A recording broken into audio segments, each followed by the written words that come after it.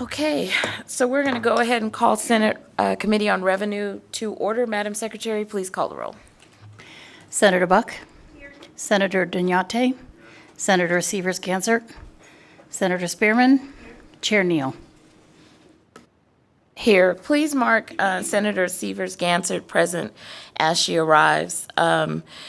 We have a short agenda today. We only have one bill, SB 240, and I will turn the gavel over to our Vice Chair, Senator Dunyate.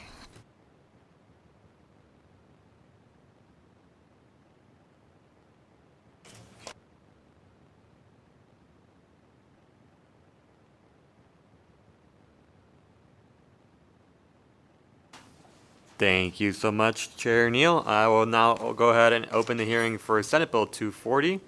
So please proceed when you are ready. Good evening, Senate Committee on Revenue. I am Senator Dina Neal here to present SB 240. I want to give just a brief history, and then I'll introduce my presenters. And so New Markets Job Act has been around since 2013. I carried the bill trying to move the needle around small to mid-size investments within census tracts where we had low investment.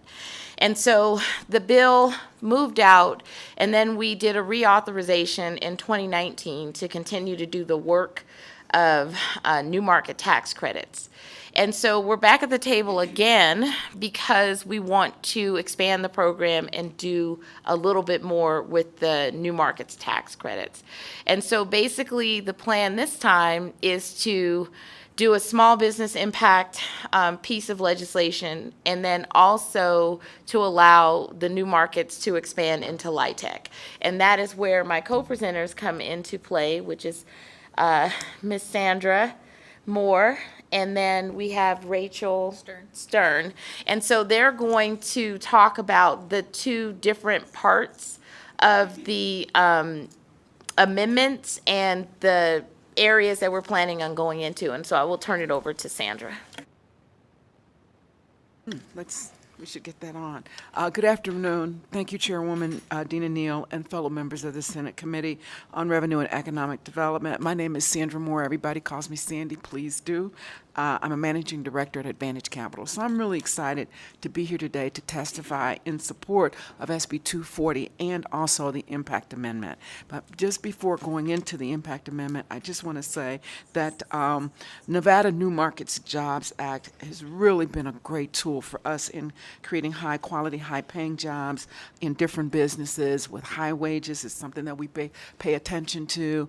I think that the B&I will be here and talk about it, or they have a report out, but good things like $25 an hour, for example, is the average wage in the businesses that we've been investing in.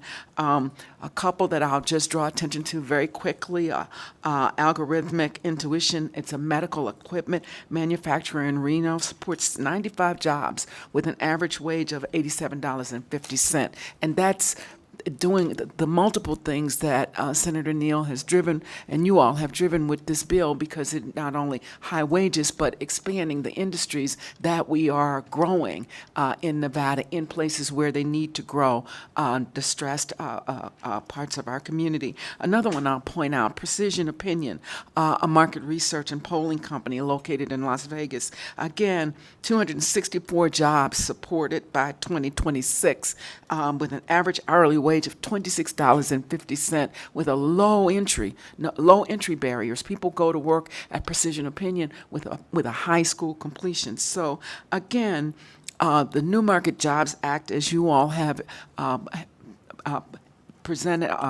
renewed it over the years, has been vital for underserved communities and businesses and really growing good, high wage, high benefit jobs. Now, the amendment, the Impact Amendment, is exactly what it says. Despite the very good work that we've seen with the Jobs Acts, there are still thorny, hard components that we have to do more to get in there and have impact. So that's $30 million of the proposed expansion would be directed to investing in businesses anywhere in the state where there is a need to grow minority ownership, women ownership, disabled veterans ownership, lesbian, gay, bisexual, or transgendered persons. These are difficult pockets now that we have not been able to get business growth in, and this impact amendment would peel that off and give us laser-like focus on helping those industries in the way that we've been able to help small businesses overall with the act. So again, I'm honored to be here to testify and urge your support. Senators, good afternoon. My name is Rachel Stern. I'm with In-State Partners, and we work across the country with states to develop state low-income housing tax credit matches to the federal program. Thanks for letting me speak here today. So let me tell you a little bit high level about how what we refer to as LIHTC works. Every state gets money from the federal government every year to support affordable housing.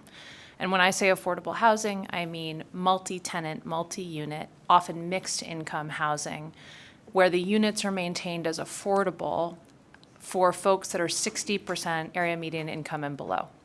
So this is a great way to attack really all of the affordable housing challenges and a lot of the people who are affected by it. And this is a program that's been in the federal government for 30 years. And what a number of other states have done, I think almost 14 now, they've created a state-level match for that federal funding to ensure that that money goes further and more affordable units are built.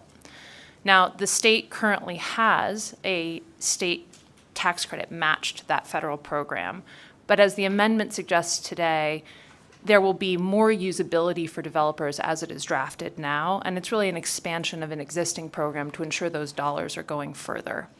The state of Georgia has one of the longest standing programs in the country. It's been happening now for 20 years, and it's also one of the biggest. And they just completed a study last week assessing the state and whether or not the program had done what it said it would do. And they found that the state got $5.06 back for every dollar invested in this state-level match program for the federal stream. So we're here to testify in support of both bills and the amendment today, and happy to answer any questions as well. Thanks. I will circle back to close the connection between these two things.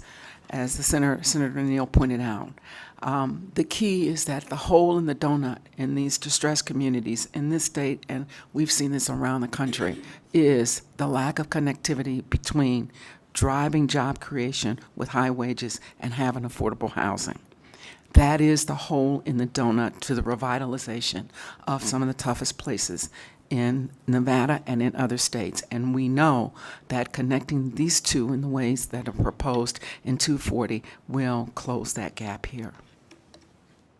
Thank you for that. And so I just want to add a little bit more because I think I'm not doing the program justice on why Advantage Capital is at the table. So although I'm super proud of how the New Markets Job Act has worked, I historically have argued and challenged it to be used for smaller businesses because typically capital investment is $500K and over, right? So if you're in a different category with a smaller need, you typically are not served by it. You're not served by the gap funding that it can allow, and I remember I did, after the 2019 allocation, I did pretty much a charrette, and I invited all of these businesses to come to Nevada Partners and to learn about the program and then talk about like how it could advance them as a business, right? Even a nonprofit arm of a church, like how it could advance them as a business. And what happened, they left saying, I don't meet the minimum qualifications, right? I'm not looking for 500K. I'm not looking for $1 million. I need a program that's structured differently so that I can advance my, not a startup, but a smaller, mid-sized business that would be in need of capital and gap funding. And that's why the business impact piece will be so instrumental, because it will actually allow for a smaller increment to come into play with a more targeted approach. And so I wanted to bring that up because have done a lot of community meetings around this bill from 2013 to now, and those were some of the conversations that I kept having over and over and over again, how to tweak. But once the credits are out, once the bill is structured, you can't go back, right? And so that's why the reauthorization conversation is there, so I could do some tweaking for the language in the future to allow a different outcome, a broader outcome for businesses that are in the state of Nevada. And so I just want to add that for a little bit more context and flavor. But we're ready for questions. Thank you so much. Any questions? Senator Spearman. Thank you, Mr. Vice Chair. So thank you for the presentation, and I was excited in 2019, and I'm excited now. Just a couple of questions. You mentioned, I think it was $21 an hour. Do those figures, does that include benefits? Yes. Okay. I'm sorry, I continue to fail to turn on the mic. Yes, Senator, it does. My name is Sandra Moore, speaking in support of Senate Bill 240, and in response to that question, the answer is yes. The $25 per hour is $25 per hour and benefits. So I'm not good at math, but let me see. So about 50% of that would be what, $12.50, something like that? Or No, the benefits are not included in the $25. Yeah, I know, It's but- $25 and benefits. Right, so if you add the benefits are usually about 50%. That's right. So about $37.50 an hour when you include benefits. Yes, Senator, Okay. and honestly, it's generally seen about 17%. So Okay. it's up over 30, Okay. $32, $33 with benefits. Oh, better than I expected. So, so there are particular groups that I'm really trying to make sure we do some things for, and that's women veterans. We've done a lot for men veterans, even without saying this is for men. The way the programs, the housing, and everything is structured, women veterans aren't going to live there. I'm anxious to try to do something for formerly incarcerated women because there's still a housing discrimination against them. And my colleague Senator Neal drove it home when she presented a bill about a week ago. And those women who are struggling to recover from domestic violence. And one of the things that happened during the pandemic, excuse me, people still call me and they refer to me as Pastor Pat. So I had a number of people who would call, and they have women who are over, let's say 55, and they're housing insecure. So those four categories, and the women veterans can, if they can get trained, retrained or whatever, and the other categories of the women, if something like this would work for them, how could it work for them? Does that make sense to you? It does. Let me go first, Rachel. The reason that these kinds of programs, both the LIHTC program and the Jobs Act, can work for these particular groups is because you can so specifically target. And that's the key, to be able to target. So in the business impact portion of the bill, the targets are there.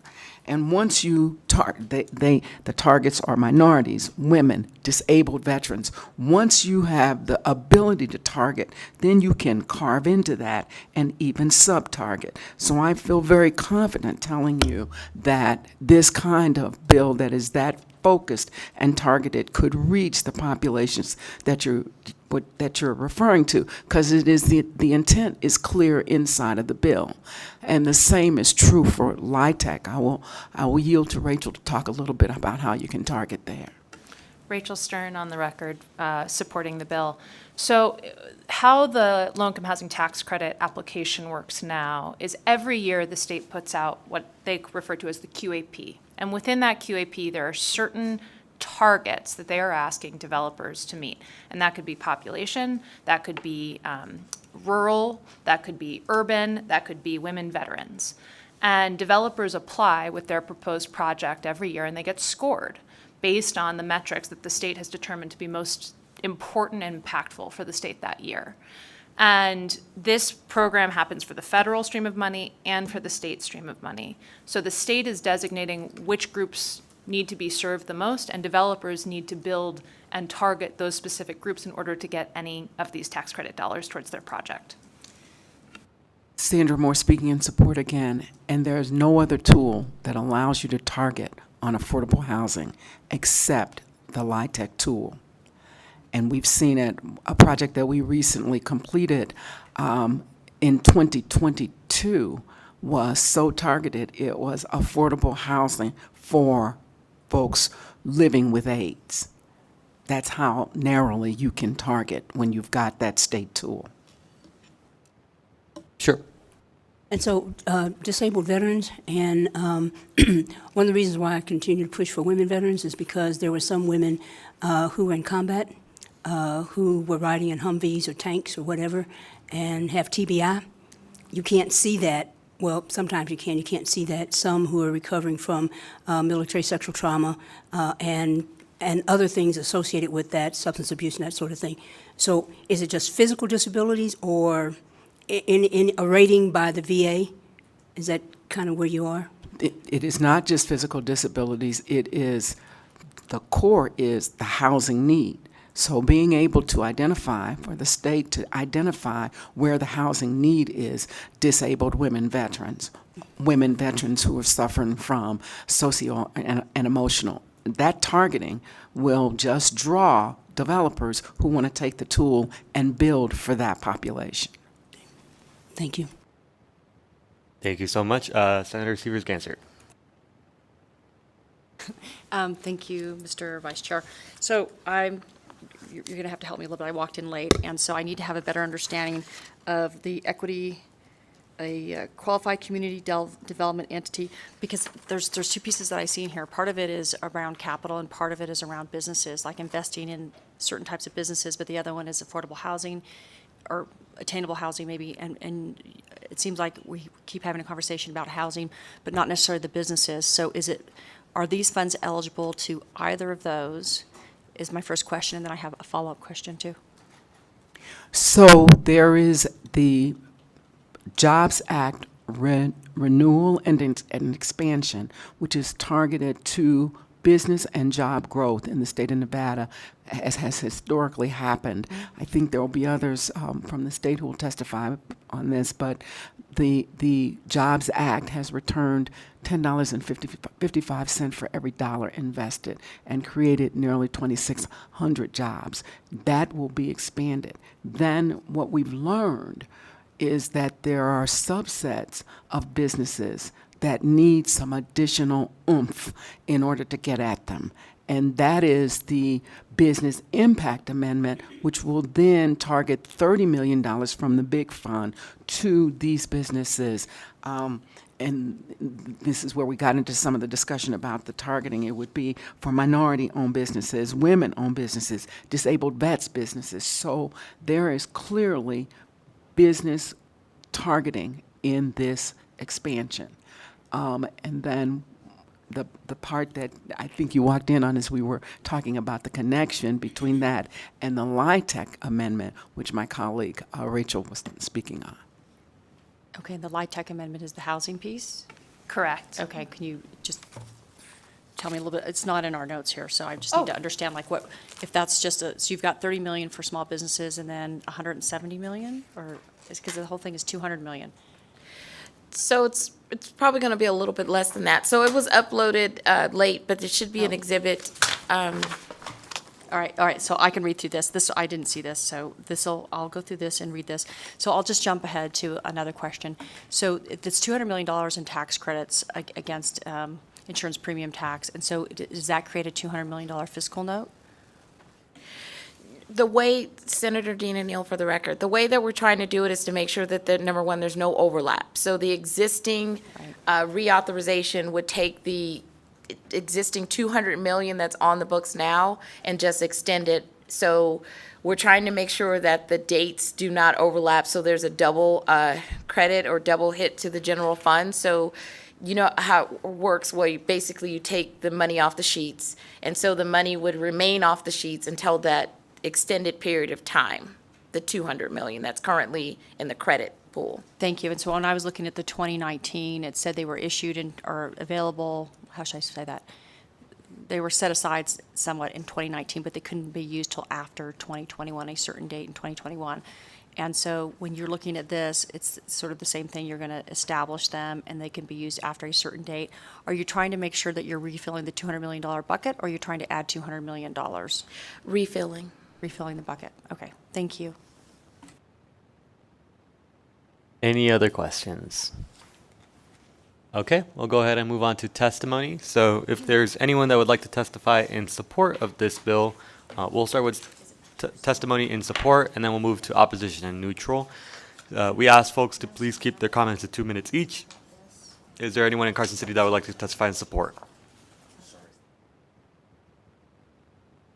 We don't have any.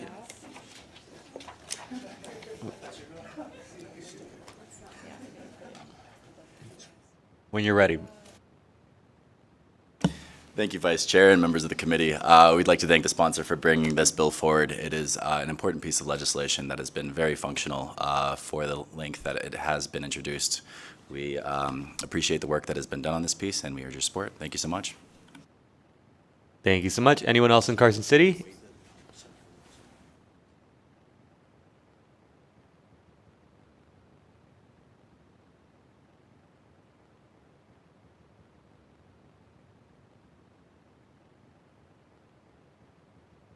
Mr. Vice Chair, thank you, members of the committee. Nick Vasiliadis here for the record on behalf of Advantage Capital Partners. I'll keep my comments brief because you just got that full presentation. However, this is a program that's been running long and strong since 2013. I think that if you go back through several of the reports that BNI has provided to the LCB for the legislature, that you can actually see in real time real businesses, real people being impacted. And one thing I always like pointing out about this program, it's one of the few programs where everybody has skin in the game.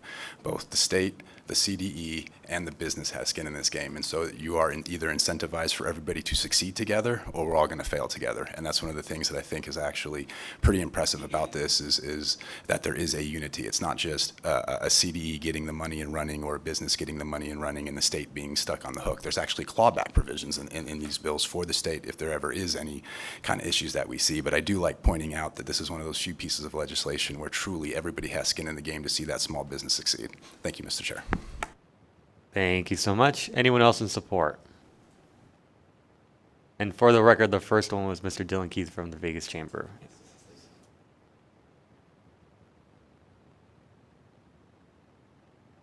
Vice Chair, members of the committee, my name is Serena Kasama on behalf of the Nevada Bankers Association, just here to testify in support of Senate Bill 240. Thank you. Thank you so much. Anyone else in Carson City? Let's go to Las Vegas. Thank you, Chair, members of the committee. Amber Stidham from LVGEA, Las Vegas Global Economic Alliance, for the record. We are also in support of this measure. Appreciate the senator for bringing it forward. And briefly, we have some land challenges present for us here in Southern Nevada, and as the Regional Economic Development Authority for the Southern Nevada area, we like opportunities where we can also explore and look inwardly at opportunities we can make investments here in our more urbanized areas. So we strongly urge your support of this bill. Thank you. Thank you so much. Anyone else in Las Vegas and virtually? If you would like to testify in support of SB 240, press star 9 and take your place in the queue.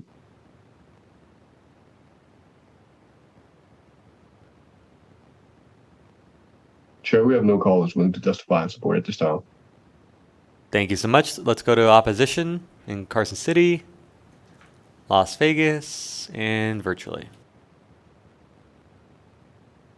If you would like to testify in opposition of SB 240, press star 9 to take your place in the queue. Again, if you would like to testify in opposition of SB 240, press star 9 to take your place in the queue. Chair, we have no callers willing to testify in opposition at this time. Thank you so much. And last but not least, anyone that would like to testify in neutral on this bill in Carson City, in Las Vegas, and virtually.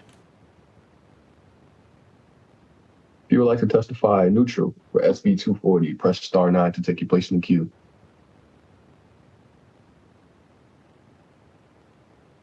Chair, we have no callers willing to testify neutral at this time. Thank you so much. Did you have closing remarks?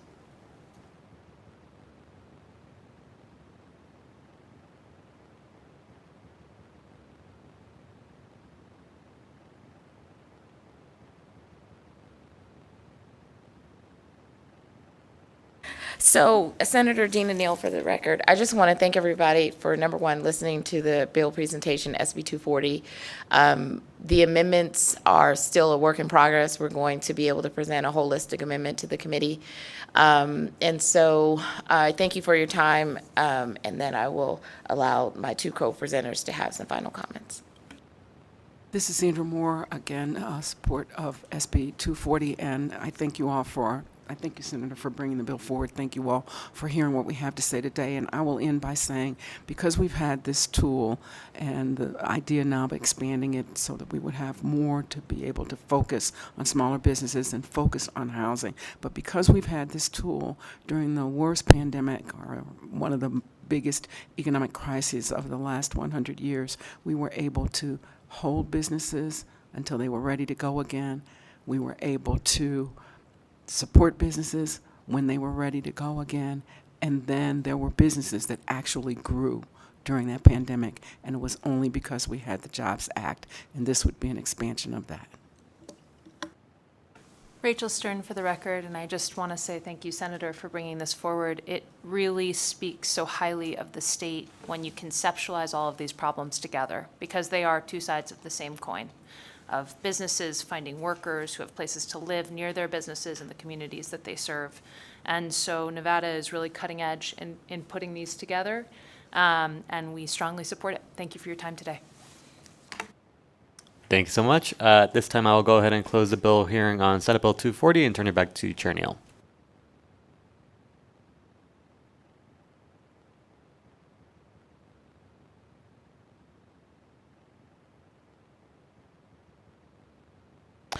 All right, so we will go ahead. We don't have any other business for today, so we'll go ahead and open up for public comment.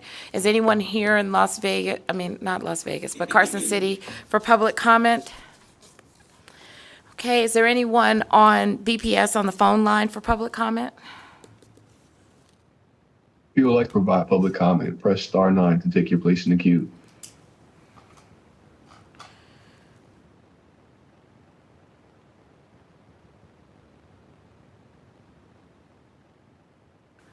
I'll go.